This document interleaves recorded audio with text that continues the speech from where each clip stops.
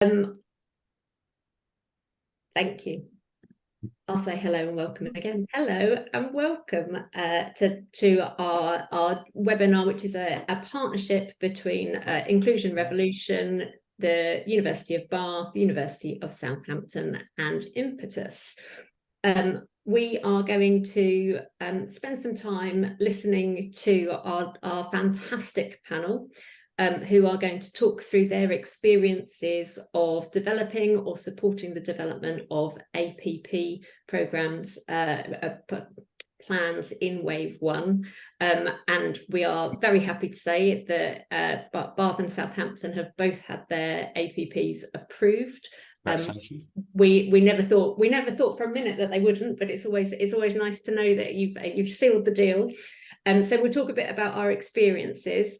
I'm hoping that we will end up with questions, and there will be a really decent amount of time. We've left half an hour at the end for there to be an opportunity for you to ask questions.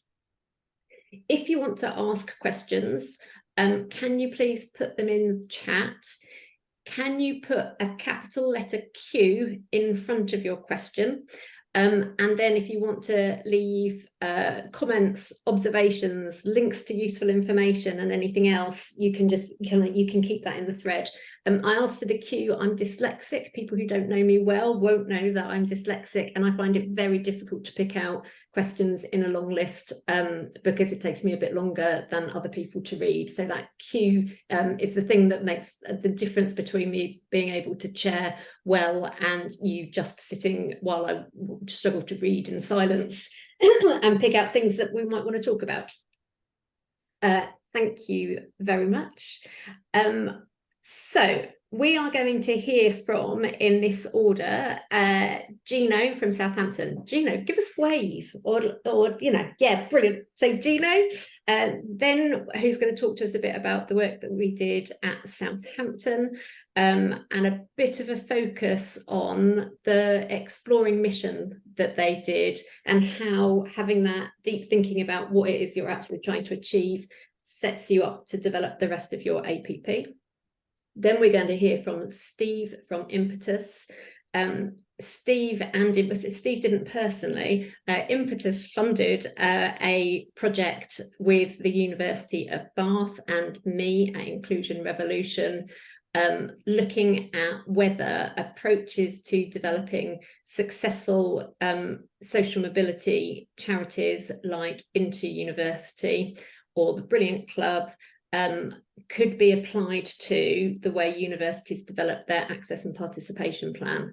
And so over a number of weeks, we worked very closely with Andrew and his amazing team to see whether or not it could work and develop some lessons that we could share with policymakers and also with institutions.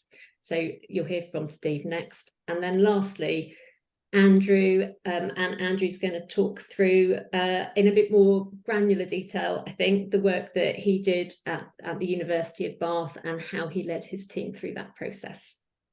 On screen, you can also see awesome Vicky. Vicky works with me at Inclusion Revolution and has helped set up today, which is always more complicated than we think it's going to be. So for people who work with me but haven't met Vicky yet, now you know what she looks like. Okay, so I wanted to say a little bit about why I'm interested in this project, why we do these things. And I couldn't think of anything that sounded in any way professional and serious, because I just love this stuff. I absolutely love this stuff. I have worked in widening participation and social inclusion forever. And I have always been interested in how do we leverage the regulation, the frameworks that we have to work within to make very real, very sustainable differences.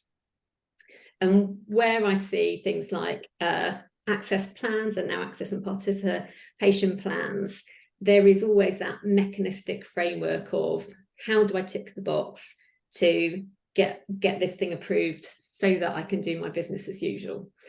And there is value in that in terms of moving the sector, kind of bringing a sector forward where there are people who aren't engaged in that work. But where I see the magic happen, the place that I love to be, is those individuals or those whole institutions who are really keen to take a framework, take some regulation and say, how do we use this as a catalyst for greatness? How do we use this as a catalyst for doing something that is creative and engaging and world leading? How do we do this in a way that is more nuanced and impactful than just going through a process of tick boxes? And where does this bit of regulation create a scaffold for our bigger ambitions for social inclusion?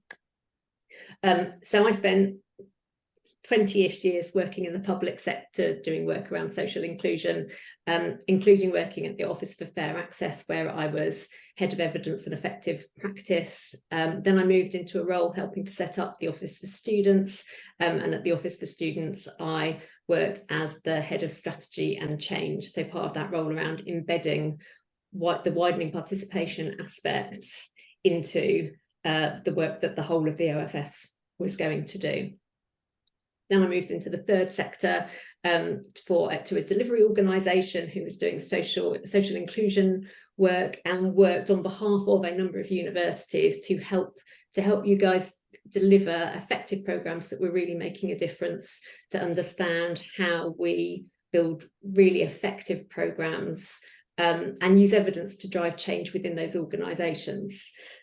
And I really enjoyed that stuff, really enjoyed it. And now I am looking for people that I can work with more broadly. So I'm always looking for who are our emerging sector leaders, who are the people who want to shape our approaches to social inclusion, to work ahead of the curve, to be the people that work on the frontier of change, so that we are demonstrating how we can do things in a way that is transformational, how we can share our wisdom with other institutions to make a difference, not just in terms of what our institution does, but in terms of what the whole sector does.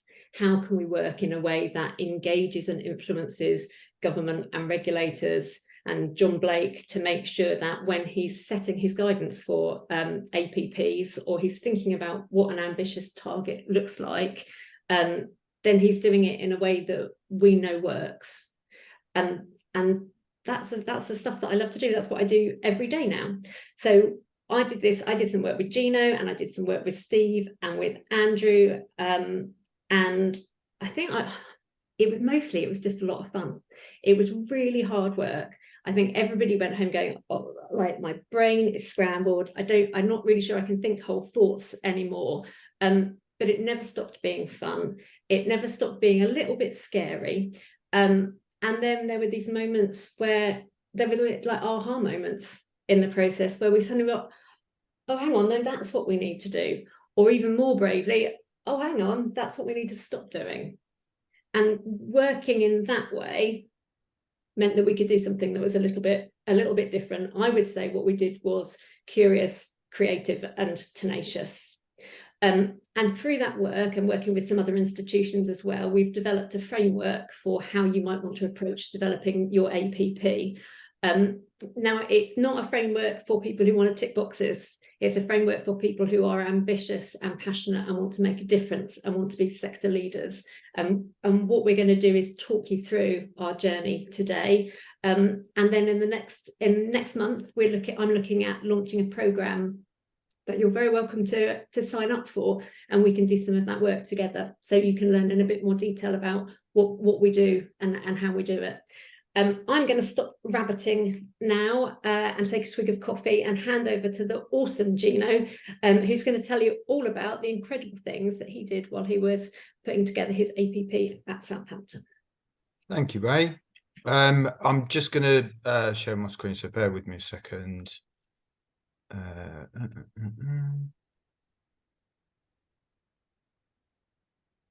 Okay, right. So can everyone see that? Thumbs up. Brilliant. Thank you very much. Okay, so yeah, as Ray said, my name's Gino. I'm Director of Widening Participation and Social Mobility at the University of Southampton. I've worked in widening participation about 20 years now and been involved in writing access agreements and then latterly access and participation plans for about 10. So I think since about 2012. It's weirdly something I quite like doing. I don't really see it too much as well. Yeah, I enjoy doing it, put it that way, because I think it gives us an opportunity to showcase the work we're doing and what we're thinking about. So I'm going to explain a little bit today about how we conceptually prepared ourselves for writing our APP. I know Andrew's later who's going to give more of a forensic analysis of an APP. So I will touch on process, but I'm mainly talking about how we sort of like mentally got ourselves in the right place for it. So Ray asked me to talk a little bit about why on earth we went in wave one in the first place. Why did we do it? And the simple answer is momentum. We had a lot of momentum behind us at the point when it was made known that the universities could go in this staggered sort of approach. And we had been, I think when I think about it, we've been really preparing for this from about this time last year. We'd started to gather all of our stuff together. So we'd started to tap into the data that was available to us. We'd started to work with our teams and involve them in the conversation about what they wanted to see out of a new access and participation plan. We'd started to talk to our student advisory board, which is made up of students from our widening participation programs and senior leaders as well. So we'd kind of already started to dust things off, I guess is what I'm saying. The team were really up for it. Maybe if you ask them, they might say something different. But we'd sort of very much included them in these preliminary discussions about what they wanted to get out of the access and participation plan and how they could get involved in it, how they could make their mark on the type of widening participation we wanted to do at Southampton. We started to develop some of the activities that we thought we would include in the plan and that were likely to address some of our biggest priorities. And we were secure in our resources, both financially and from a kind of personnel point of view. And then personally, so I've been at Southampton just coming up for 4 years now. I wasn't involved in writing the last APP. I was kind of itching really to write one and put my mark on from a policy point of view what Southampton was going to do and what direction we were going in and so on and so forth. And I had a discussion with my colleague Florence, who we co-wrote the APP when it became clear that we were able to go in wave 1 or 2. And we said, I said to her, what should we do? What do you think? And she was also really clear that this was something that she wanted to do. We just felt we had the wind in our sails, and we frankly didn't want to pause and then pick it up again in a year's time, because we felt we'd lose quite a lot of that momentum that we built up. But then strategically, now this is where I have to say, I think Southampton was in a good place. We were quite lucky in this sense, because we just had a brand new university strategy written, which puts egalitarianism as a core value right at the front of what we are about as an institution. So it made it really handy and really helpful for us to be able to hang an access and participation plan off that and say, look, this is egalitarianism in action. This is an example of this value actually happening. As I mean, personally, I sometimes see values as really needing to have some sort of demonstrable walking the walk as well as talking the talk. And the access and participation plan was a really great way for the institution to do that. We had senior backing. Oh, sorry, actually, I should also say, underneath our strategy, we've got a number of strategic plans, and the access and participation plan and the work of widening participation features and contributes quite substantially to a number of those plans. So I think, again, it was quite easy to demonstrate to our internal stakeholders that actually this is a way for us to meet our institutional goals as well as writing the access and participation plan. So for that reason, amongst others, we had a lot of senior backing, and I have to say, this was utterly crucial for our successful participation in Wave 1. I really do think that without those green lights and being able to feel like we had the confidence actually of the institution, now I think that was a really, really important part of our decision to go in Wave 1.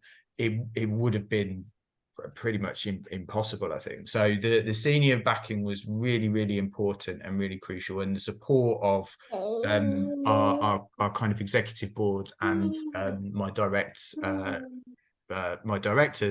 was really, really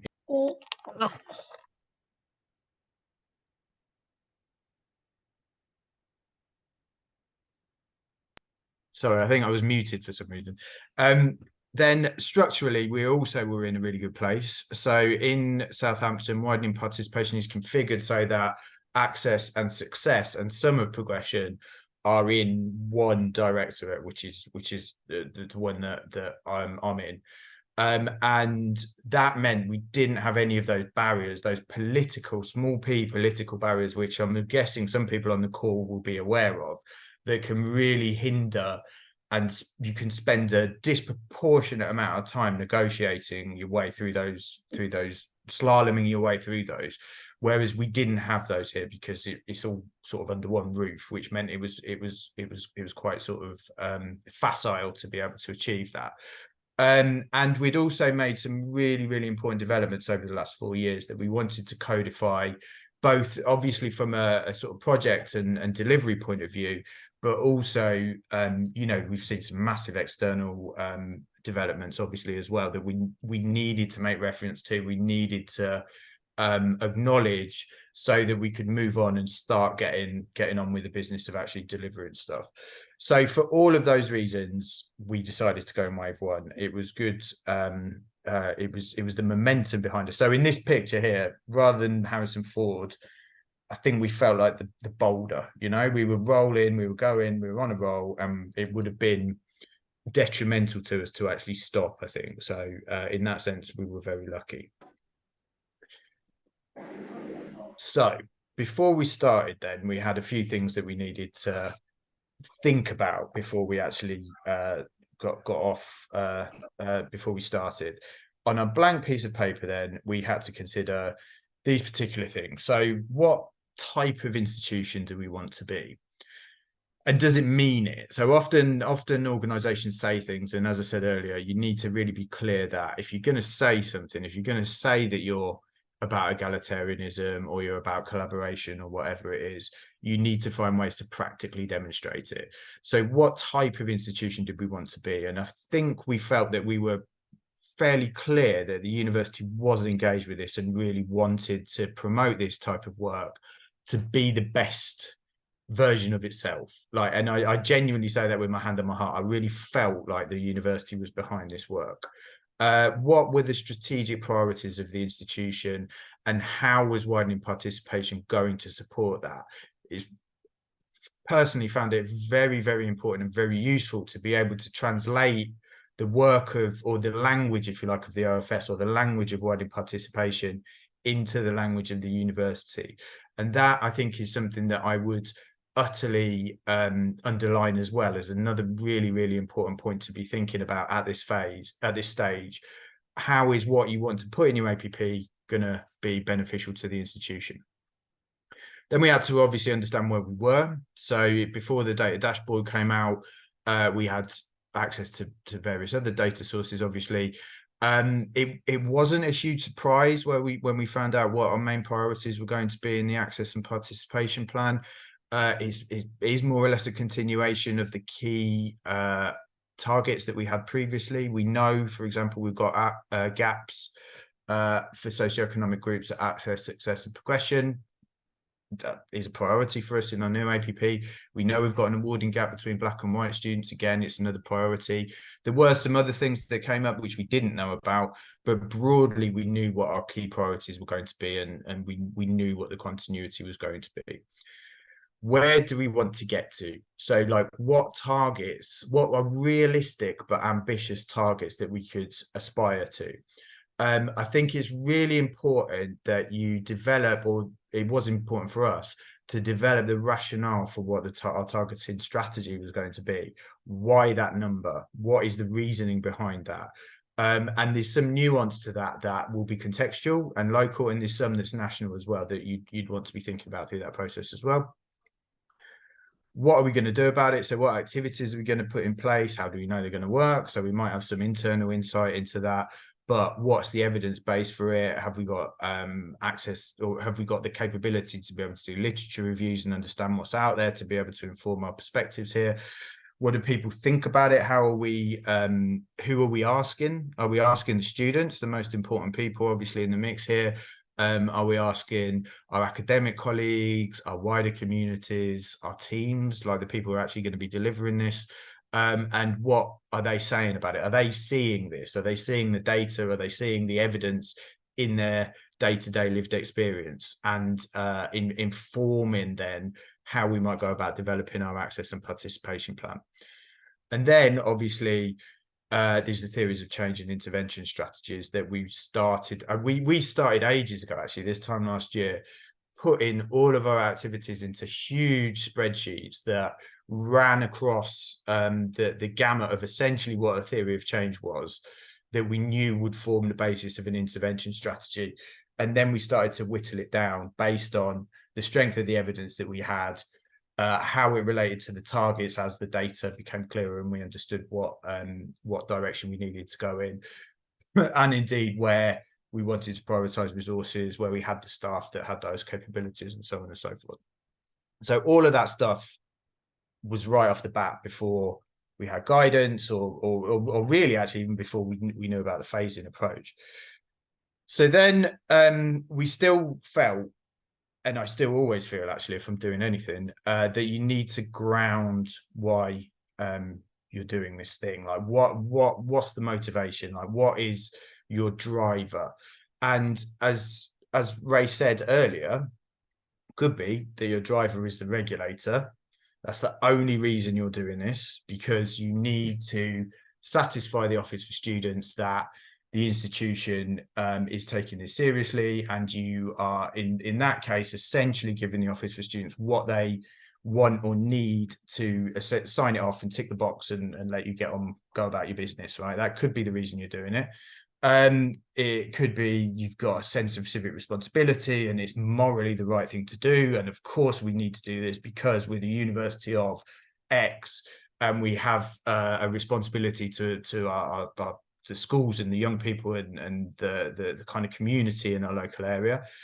So of course we should do this. Why shouldn't we do it? It could be that it's supporting institutional goals and the strategy of the university, because you know it's going to make you more of a competitive institution, and it's going to support the business of the place. And it could be because you got a bit of pride and you want to do the best you can possibly do, and therefore you want that to be reflected and demonstrated in any policy document that you write. So we had some grounding to do, and this is where we spoke to Ray, and Ray came along. I keep meaning to ask you where you got your logo, actually, because that is a lovely logo, I think, and I really like it. But we spoke to Ray, and Ray came in and did some like really intense work with Florence and myself, where we talked about this really foundational stuff, like why are we doing this in the first place? What is our purpose? What's the point of what we're doing? And we really mined that question. And I think after some quite intense conversations, really centered on the fact that we wanted to develop or provide a space for people, for humans with agency and purpose. So we really wanted to be able to give that, to facilitate that state for the people that we're working with, so that we weren't doing stuff to them. None of this should be about just applying our model on top of people. It should be about creating the conditions for them people to be able to take this forward themselves and to be able to make their own decisions and strive forward, right? So we worked on that, and then we talked a bit about our identity and who we were and what was within our gift, like, because obviously we've got to be realistic about this. We aren't and I feel very strongly about this. We aren't missionaries. We're not going to convert people. We're not going to tell people what's good for them and what they should be doing with their lives. We are there really within our gift to provide those opportunities for people to be able to achieve what they want to be able to achieve and what they are able to. And then we spoke about our values, like what was really, really important to us. What I think, if you'll have to forgive this phrase, but I really do stand by it. What I want to be creating is really, really soulful widening participation. So not by numbers WP at all. I've got little time for that. I really want to be creating deep WP that actually kind of like has an impact on people and really makes a difference to what people are doing with their lives and what opportunities they have. Then we talked a bit about our capabilities and behavior and what we wanted to model, what we needed to be able to demonstrate to our teams and to the people we work with around trust, letting students lead, listening and collaborating and respecting the autonomy of the experts that make up our team as well. And also the importance of environment and what environments we work within, because again, perhaps like some more traditional models might be around sort of expecting communities or students or schools or whatever to meet you on your terms. But how do we flip that? How do we make people more trusted and more involved in stuff? So then just in terms of a process, as I say, I won't go into a forensic analysis of this because and Andrew has got a really great granular presentation about this later. But what I would say is the key things that that we got in order, it wasn't entirely in this process. It wasn't like do this, then this, then this, but it sort of like set things off. It was more like dominoes, I guess. So firstly, understand your governance timetable. When do you counsel that you'll be aiming for as your final sign off and work backwards from that? Who needs to see it? What committees does it need to go through? Assess your data. So we've got a brilliant data team who assessed it for us and turned it around really quick so we could understand what our gaps were. I identify those gaps, which we then codified into objectives and targets, as I said, with a clear rationale as to why we were actually choosing those targets, why we were saying that. And that, I think, comes in handy later on when you're talking to the regulator about what the reasoning is here too. Consult very widely, start as soon as you can with the students, particularly, but anyone, if you want whole institution approach and buy-in, you've got to talk to the academics, you've got to talk to key professional services stuff as well. Sort your theories of change out, and that, if I'm honest, I would also recommend training in that for your teams and ongoing support. So it's not something that is just, again, a tick box exercise. If you invest in that, it will pay dividends because people will start thinking in that way when they're delivering as well, which is better. It's better for the development of the program and the outcomes and everything else. Articulate those intervention strategies in the format that you need to. Write your plan. So this is the bit that what I call the glue, the bits in between the intervention strategies and the targets and the objectives around your strategic aims, your whole institution approach, etc. Enter it into that committee structure that you already will have found out about from your governance timetable. Revise it and refine in line with feedback that you're getting from that committee structure, and then submit. And then after that, you get your queries and your approval. So the importance of clarifying purpose. I'm going to speed up a bit now. Going back to Ray's initial point, access and participation plan. Is it an exercise or is it a tool? Are you seeing this as something that you just got to get off your desk? Or are you seeing it as something that's going to open things up for you and it's going to be a helpful tool for you in order to further this work? I would argue very strongly it's the second. This is your opportunity. I saw this as my opportunity to tell the story of what widening participation meant at Southampton, to get that internal buy-in from really key, important people, and to leverage the appropriate resources that you're going to need to make it a success. That clarity of importance is absolutely key here. So why are we doing this? Well, we're doing it because we've got to do it, because OFS say we have to do it, and that's that. But it's also the right thing to do. I don't think well, you might get some arguments about that, but generally the moral case is quite a strong one. But what I would really recommend you focus on is how it's going to make your organization stronger. What's the business case for it, and what's the strategic case for doing this properly? And I think that's a very, very compelling argument, which I think just provides a lot of like clout and weight to the first two, really.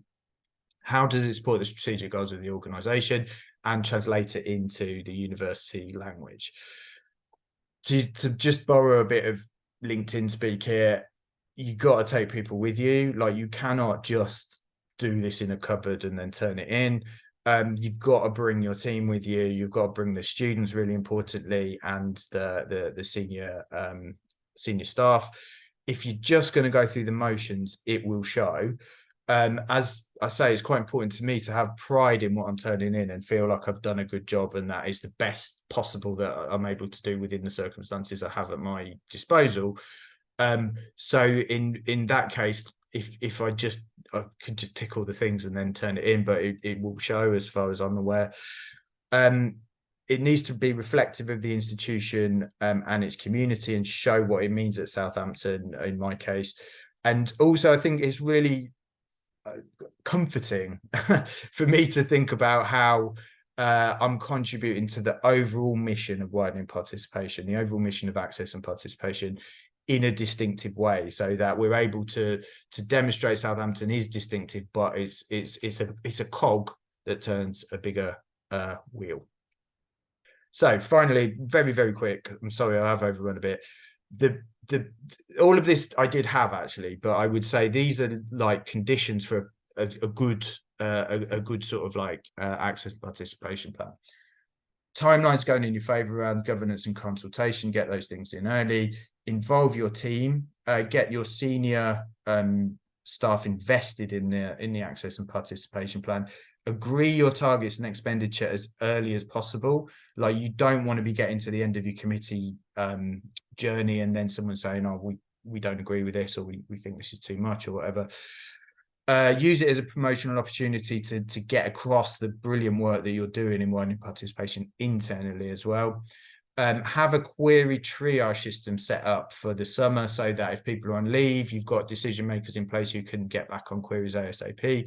And make sure you've got support structures around you. So, quick plug for the APSIG group, which is an APP special interest group run through FACE.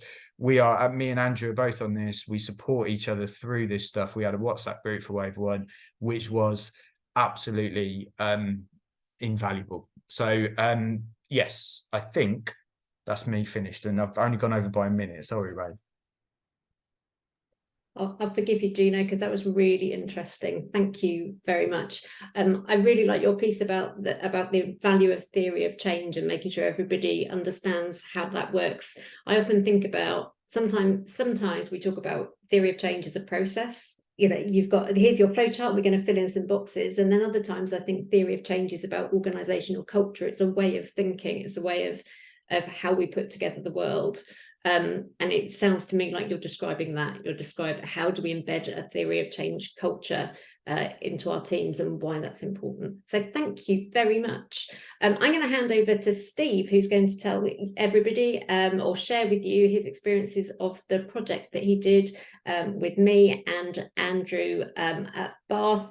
Steve was the funder of the project, so huge thanks again to Steve for making it happen, because I thought it was great and interesting. Absolutely. And I've just shared my screen as well. Gino, brilliant to hear from you. And absolutely all that point around the theory of change and the comments you just made, Ray, really speak to what we wanted to explore. So what I'm going to do is just run through a bit about who Impetus are, if you haven't heard of us, and why we're particularly interested in this area. And I'll talk a bit about the driving impact approach that we use and how we adapted that with the enormous support of Ray, absolutely standing on the shoulders of giants there, and had a wonderful, actually, 3 weeks popping up to Bath. I very much missed your hospitality, Andrew. You looked after us incredibly well. And it was a brilliant team to work with. And we went through a very careful selection process to kind of work out who would who would allow us to test out this. And Andrew was incredible and wonderfully generous with his time, as was his team and many others who joined us. But I'll tell you a bit more about that when we get to it. So just to begin with, my name is Steve Haynes. I am the Director of Public Affairs at Impetus. We were founded to support young people from disadvantaged backgrounds to succeed in school, work and life. This work really matters to me because I was one of those kids from disadvantaged backgrounds, and had a really interesting experience on the way through education and into higher education. It's something I've studied extensively and worked quite a lot, in particular with disabled young people and those historically underrepresented in higher education. So it's a particularly interesting piece of work for me. We focus on outcomes. We're particularly interested in the data behind what works. And we've been around now for 21 years. We're about to celebrate our 21st birthday party and have really focused in on this idea of, can we produce benchmark beating outcomes by working alongside the third sector and other organisations. We're particularly interested in the gap between young people from disadvantaged backgrounds, as a rule of thumb, thinking about those who would be eligible for free school meals at age 11 in their national curriculum tests, attaining their GCSEs by the age of 19, and into sustained employment. And we also host the Youth Endowment Fund and look at youth offending as well. But university access and the persistent gap in terms of outcomes for young people from disadvantaged backgrounds and in accessing universities has been something that's hugely interested us for a long period of time. And I'll go into that in a bit more detail. So essentially what we took was some of the philanthropic ideas about the business model of working with private sector organisations and applied that to the third sector. What we do is we find, fund and build charities. We have investment directors who spend up to a day a week working alongside the charities that we invest in, and we give often six-figure unrestricted funding to charities to support them to innovate and develop their work. And we'll do things like develop impact models, improve the quality of data, support their leadership teams to develop. And often charities can be in our portfolio for a decade. So coming from a charity background myself, it was particularly interesting to see this approach. One of the other things we do is we work in partnership with other funders to look at those effective interventions and try and influence government and the wider sector to back things that we know have the greatest level of impact. And we're generating that evidence for policymakers. So what I'll share today will be mostly about some of the things that we recognised as some policy reflections from that time working with Ray, Andrew and his team that could be helpful for the wider sector. And I put them out there as points for debate and be really interested in your feedback about whether you recognise them and whether you think there's anything missing. Just to talk a bit about our work on widening participation and access more broadly, we adopted this focus on education and employment in about 2013. We were investing in charities like Inter-University. We invested in the Brilliant Club as well, and the Inter University and the Access Project are still in our portfolio.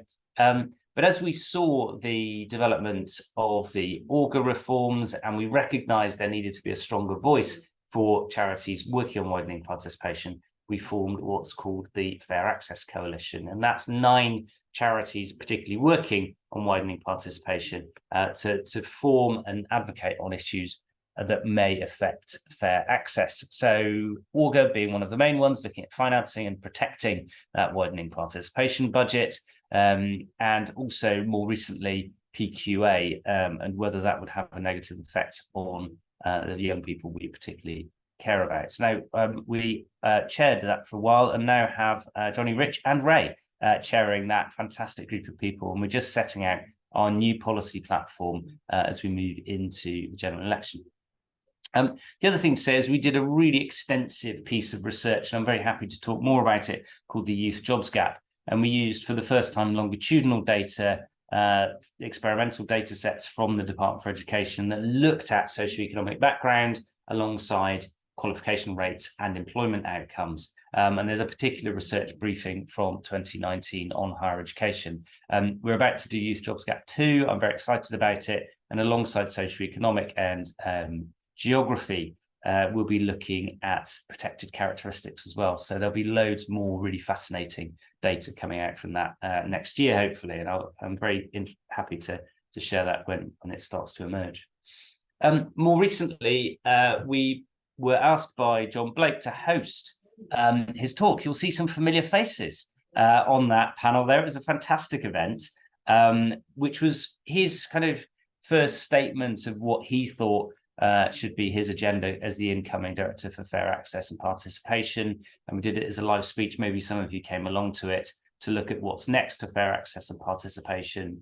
And off the back of that, John asked us to host the Third Sector Forum, which is a wider group than the Fair Access Coalition, and it's particularly about him being able to share his thinking and test his plans with parts of the third sector. And actually, we only set it up for 3 initial events, but it's now gone into its 4th and likely its 5th as well. I think John finds it as a very helpful sounding board for his thinking. So when we looked at the project with Bath, we'd done some work previously on what's called youth hubs. So these are kind of a wider view of what a job centre could be, which was to support young people who were claiming universal credit. And we went up to the Library of Birmingham and worked them through a driving impact workshop approach to really understand what was going on and what would be useful in terms of increasing the impact of these. And it's based on what we call our driving impact workshop. And its core aim is to help the charities that we bring into our portfolio and fund and support, as I said, for a decade, to really clarify their theory of change. And we look at 4 key areas. Your mission. Are you absolutely clear on what your ultimate purpose is? Your target population, actually, which young people are you here for?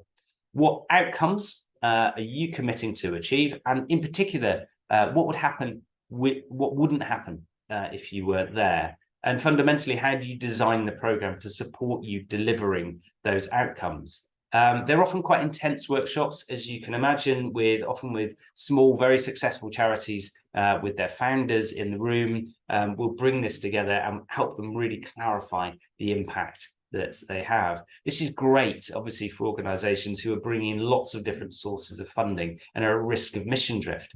And when we applied it to youth hubs, we found really interesting things like, where does the data come from? Who actually is in a leadership role in a partnership collaboration? How could we create a culture of welcome so that young people felt like they could really go into that youth hub and get the services they need? And we became increasingly interested in, well, what about a widening participation university department? Could we apply this theory of change, this approach, to help them clarify exactly what it is they want to achieve, who therefore, what outcomes they really want to achieve, and what support in the program would help deliver that. And Andrew was very kind to allow us to put him under the microscope for those questions. And with Ray's support, we really worked that through. I think what's been really interesting about this approach is when you're embedded within a wider institution, it's quite easy to get pulled in lots of different directions. There's always the risk of drift. I'm sure all of you have individual initiatives taken up by different members of faculties who are keen to widen access to their program, and maybe there's a sense of corralling those. There's obviously tensions that are happening in between admissions and marketing and widening participation. It was interesting to speak to the chair of council, who very generously gave us her time to actually look at what's the core purpose of the university and how does this regulatory structure fit in that and alongside other things. And there was a sort of direct benefit that came to Andrew and his team, hopefully to help them clarify some of these things and be able to build a really effective access and participation plan. And we'll be sharing some of that in due course about what we learned there. And of course, we've got Andrew next talking about how he developed his plan. But what really struck me about this process is some of the wider policy implications. And as I say, putting this out there as a few suggestions about where we think we should head next with this work. So what we did was identify universities who would be willing to work with us and deliver on this impact-led program.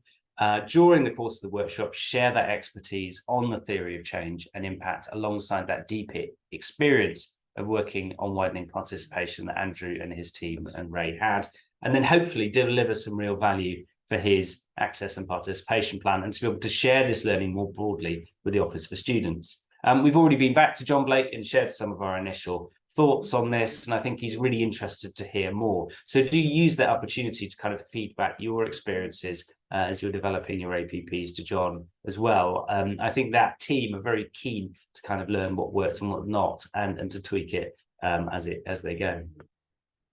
Here are really my kind of 5 policy reflections from doing that process, and wider things that we need to think about. And as I say, I offer these as kind of food for thought.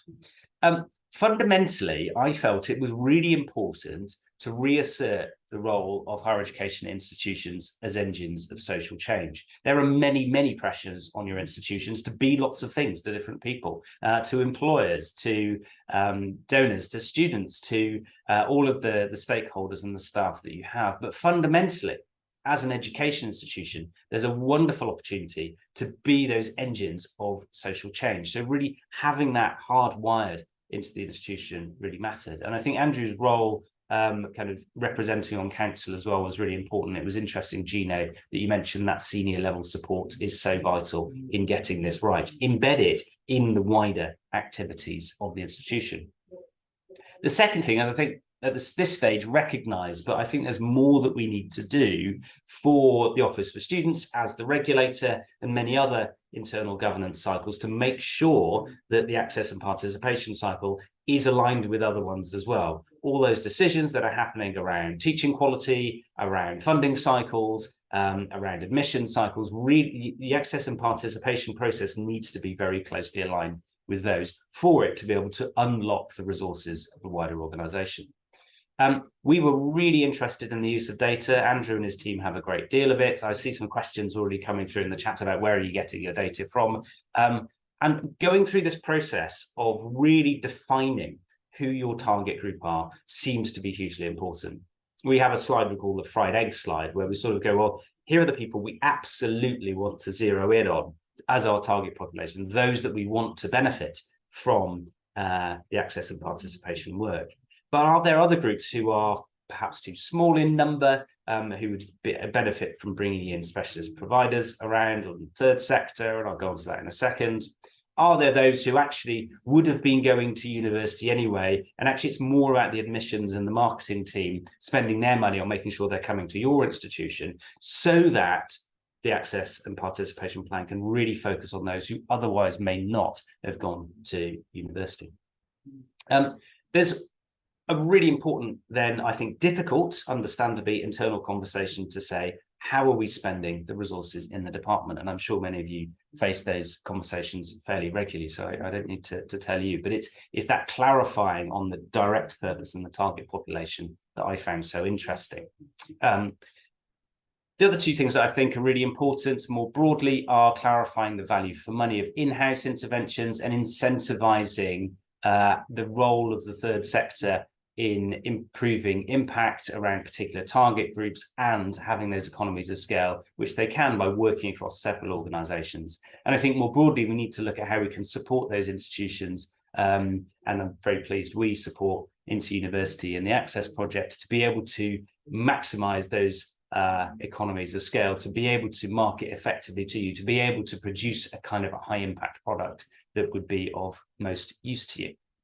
And then lastly, it felt like there's a great start with TASO, but this idea of having strengthening a coordinated, independent place to publish all of this amazing insight, all of those outcomes, all of that brilliant research, and like many of the What Works Centre, being given the opportunity to fund promising practice, get behind that and learn the lessons from it that can be useful to the wider community. So those are my initial reflections, and as I say, we're kind of consulting on them now and writing them up. That's everything from me. It's a fascinating project to be part of. I'm very grateful for Andrew's time and wonderful to have the support for Ray. But I think there's a great deal more we need to do, all of us, in going back to the wider institutions, to the Office for Students, and supporting the third sector to be able to support our efforts in widening participation. Thanks, Steve. Really, really interesting. And I think that understanding where we're doing things at a local level and the impact that has on a national level, or with other organisations, how we bring together higher education institutions and the third sector in government is really interesting and really important if we want to do that sector leading, shaping the world that we're in work. So thank you. Andrew, I'm going to pass over to you. We are already running quite late, but that's okay. If you speak fast, I'm sure we're going to get everything done. Thank you. A very polite way of saying, please don't waffle. Thank you. So I'm Andrew Ross. I'm the head of access and participation at the University of Bath. I was due to be joined by Jenny, who's the access and participation impact manager. She's been pulled off to go and support our education leadership team across the university, running theory of change workshops. Really positive work there that we're embedding across the institution. I wanted to sort of reflect slightly on what Gino was saying about the reasons for him joining Wave One. And I think the reasons that we joined Wave One were very similar. That momentum, we'd started our consultations and our work and other things very early on this time last year, and under this, when the OFS were sort of consulting on what the approach might be, we'd started our consultations because we knew that time would be compressed. So I felt a lot of similarities with the decisions and the way in which we approached things to the way Gino did, which will hopefully help me waffle less and speed up as I go through. So I'm taking quite a practical approach to this. One of the big things that we struggled with through this whole plan was getting our head around what the outcome looks like and how we would get to that end point. And we had so many conversations with Post-its and things all over the walls, just trying to get the process clear in our heads as to what we needed to achieve and how we needed to achieve it. So having been through it, I feel like that's where I can share some advice and guidance. So this is a very brief overview of the process. So we need to gather some insight. That insight forms our risks. I'll detail this in a little bit more in a minute. We've got lots of data. Our data gives us our risk indicators. So this is where those risks appear in our data. Once we've got those risks and risk indicators, we can set some objectives. Those objectives then sort of have targets associated with them. We have lots of theories of change, and we're building more and forever building more theories of change. And those theories of change effectively formulate the intervention strategies. Those intervention strategies include things like inputs, activities, outcomes, some evidence and rationale as to why you've got those things, evaluation plan, and investment. So that comment that that Gino made earlier around making sure that you've got your financial plans approved really early helps you to be able to set your intervention strategies. You don't want to be having a plan for a big, bold, exciting thing and then not have the budget. So that's the sort of overarching view of the plan. To get there, we did this, and it wasn't necessarily in the nice, lovely order that it looks there. We wrote the plan within a month of the guidance coming out. So it was a compressed timescale. So sometimes we were doing things in parallel, sometimes we were doing things before we should have done something else, or after we'd done something. It was a bit flying by the seat of your pants kind of approach, but this is the approach we would have taken if we could have done. So consultations, those consultations need to start early. Those consultations and an assessment of performance. So that assessment of performance is looking at your data, getting into the data, identifying your gaps, understanding where your challenges lie. So the consultations, big, wide, engage with as many people as you can. Again, Gino mentioned, don't do it in a cupboard, which I think some institutions, including my own, have been guilty of in the past, as there being a small group of people that do all of the work to get the thing across the line, but ultimately you're not then bringing the whole institution with you. So we took the opportunity for the consultations to really spread the word across the institution and get as many people involved as we possibly could. Those consultations plus the data then gives us our risks to equality of opportunity, and that assessment of performance gives us our risk indicators, gives us our targets and objectives. To get to those intervention strategies, we've got our theories of change, we've got the budget considerations, we've got our activities that we already knew we were doing. So we undertook a mapping activity, not dissimilar to Gino again, where we were looking at all of the activities we currently do, what was working, what isn't working, what we know is working, what we know isn't. Like, do we know if it's working or not? Have we got enough evidence and enough evaluation to be able to understand where it is working and where it isn't? And then we had the project that Steve just talked about with Impetus and Inclusion Revolution.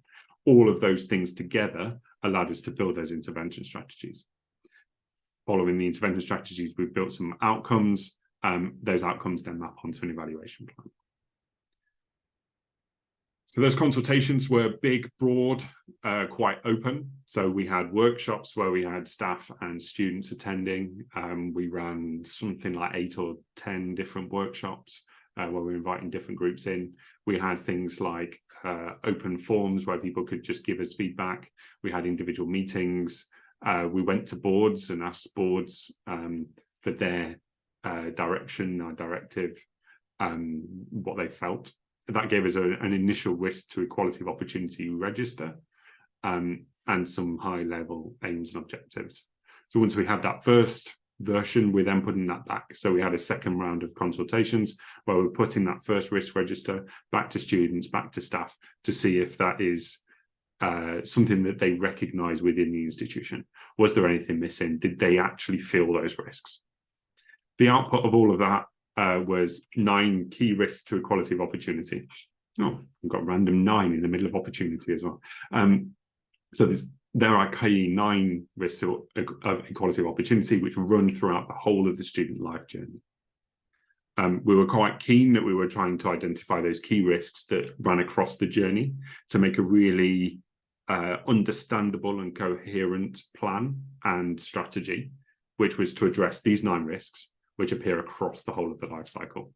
So we've defined what those risks look like at every point in the life cycle, so that it's clear, the whole institution is clear what we mean by that thing across the life cycle, and that we're all working to the same definitions, which will hopefully, he says, help us with our conversations as we move forward, with our planning, with our strategy, because we're all working from the same baseline.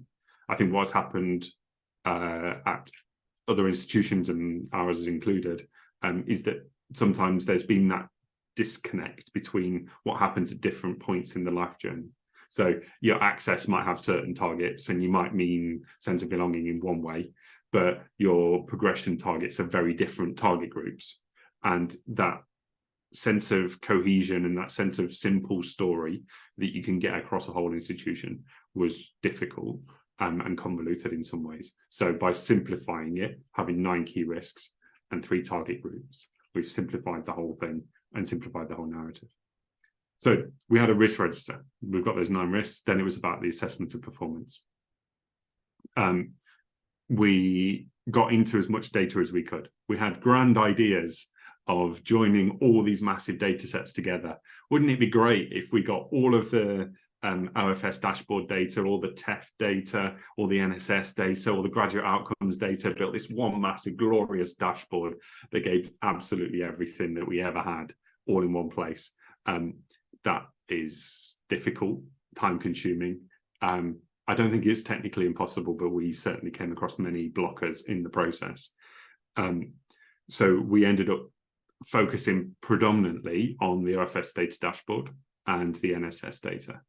OFS dashboard, because that's ultimately what the OFS see and will be monitoring our targets against, and is our HESA data. So they're only surfacing back to us our own data anyway. And NSS, because we wanted to make sure that, particularly for continuation and completion, that we weren't sort of blurring over small numbers. So we have small numbers in certain areas. We wanted to make sure that we were getting the actual voice of the students through. We used NSS as that way of doing that. Intersection characteristics are difficult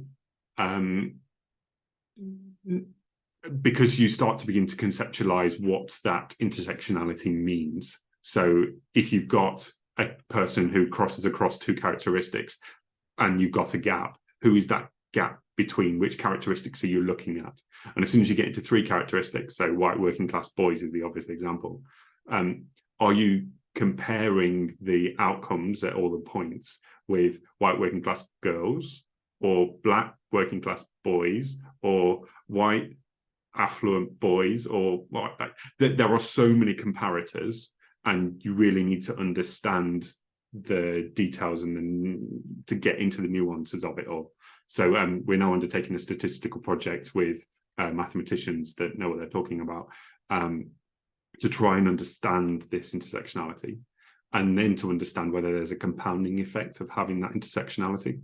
So is it that they're just feeling the disadvantage of being characteristic X, or is it that because they're X and Y, they're feeling an enhanced disadvantage? That will then start to dictate the sorts of approaches that we need to take. Because if we're talking about feeling characteristic X and that's the biggest thing, characteristic Y added in doesn't make any difference. Let's just address that in terms of systems and systemic barriers. So once we've done our assessments of performance, we've got then our indicators of risk. So we ended up with 20 indicators of risk, where we've highlighted what those effectively gaps are in our data. Now we've got our risks, our indicators of risk, we built our risk register.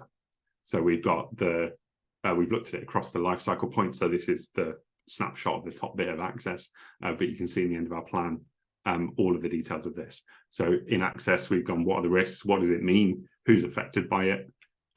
Where is that shown in data? So what are the indicators of risk? We then matched that to the EOR, which, by the way, when we were developing this, wasn't published. So this has been a matching exercise after the EOR was published. And then we've then looked at other areas of regulation. So it might be that we have to do this work anyway, because there's equality objectives or law or guidance or other things that we have to consider. So we made sure that that was mapped in as well. And to flag that not all of the risks had indicators of risk at every point in the life cycle, but we wanted to ensure that we knew that that risk was being felt by students. So making sure that it was still represented, even if it wasn't necessarily represented in the data. I'm not going to dwell on this given time, but we did this project with Stephen Ray. Steve's gone through the details of it, and it was a really good 3 days of workshops, really intensive, really challenging in a really positive way. It took us back down to basics on why we're doing what we're doing, that egg diagram of who we're actually for and what we're trying to achieve. We produced missions of trying to get into that why are we doing what we're doing. We then went on and used that theory of change methodologies, and I say Jenny's off today with our educational leadership across the university, delivering some of this kind of activity to the wider university. So that helped us build our intervention strategies. Intervention strategies, I think each institution has addressed slightly differently. So I haven't yet gone through all the APPs, but it'll be interesting to see how different institutions have addressed the intervention strategies. We took the approach of having intervention strategies for each life cycle point and then mapping the risks within the intervention strategy. I think other institutions maybe have taken the approach of having an intervention strategy addressing a risk that crosses the life cycle points. We felt that with the activities that we were delivering, it felt an easier narrative to tell if we did it this way, where we've got things like outreach program as a big activity that would cut across many different groups and many different target groups. So by lumping it all together into one, we can clearly link the outcomes, which then allows us to clearly link some evaluation against it. So we've got intervention strategies for each part of the life cycle. Within that, there's the evaluation plan, there's an investment, and where we've linked across the different intervention strategies. We're now using those intervention strategies as a framework for the work going forward. So we're using those high-level outcomes as a starting point for really detailed theories of change for each program of activity. We're using the intervention strategies as a planning template and really building that down level by level. So we've got big, high level strategic stuff in the APP. We then bring that down into sort of team level, and then that down into program and activity level, so that every program and activity we're doing is mapped against ultimately the APP and how it links together. We've then done an evaluation plan. So we used the OFS evaluation toolkit to understand where we currently are as an institution, and put this table in the APP. We've then planned out how we're going to address quality of our evaluation and move ourselves up the scoring according to OFS, from where we are in some places in emerging all the way up to advanced. So there is a plan there. We've then put together a plan of specific evaluation projects that we're going to run with the dedicated timelines of where we're going to publish it and where we're going to publish it. These are in addition to the sort of general programmatic sort of evaluation, theory of change kind of stuff. These are much more dedicated projects that we will then end up publishing. So the version of our APP is that we've got 9 risks to equality of opportunity, 20 indicators of risk, 3 target groups, 4 targets, 4 intervention strategies, and 10 evaluation projects. And the key thing that we did throughout this was continually coming back to how are we going to sell this thing across the institution. This strategy, this approach needs to be clear and engageable by the lay person. So students, parents, non-university staff, but it also needs to be engageable by our university community. So selling a story that is clear, obvious, so that people remember one bit and they've got the whole thing, rather than, oh, it's that access and it's that continuation and it's that degree outcomes and it's that progression. Trying to sell the whole thing. And it took me a long time to build that slide, and it's going in every presentation I do subsequently. So my tips, which I think are very similar to Gino's, so I'm going to rattle through these very quickly.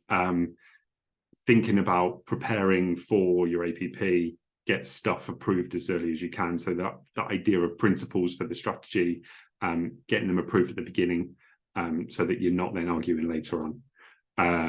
Commitments, getting your finances approved early, starting consultations as early as you can, putting things back to the community. So there's no, people when they're being consulted and when they're part of a process want to understand what the next stage of that is, how their input has been used. So making sure that their input is then represented back to them. So putting things back to the community, seeing if they're seeing those risks in the first place, but then also seeing how their input has then been considered within the final product.